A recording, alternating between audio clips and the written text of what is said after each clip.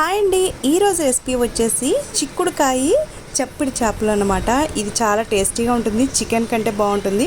ఈ చప్పిడి చేపల్ని ఆరుస్తారట, వీటిని పొగబట్టి చాలా బాగుంటాయి. వీటిని క్లీన్ చేసేసుకొని ఇలాగా చిక్కుడుకాయలను అయితే బాయిల్ చేసుకోవాలి.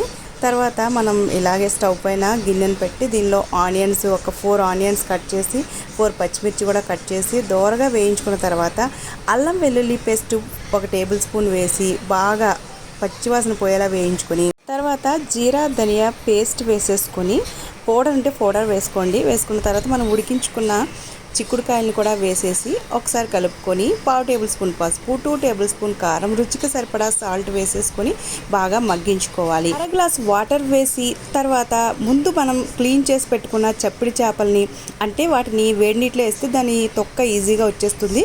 అంతేనండి, ఒక 5 నిమిషాలు ఉడికించుకుంటే చిక్కుడుకాయ చప్పిడి చేపల కర్రీ రెడీ.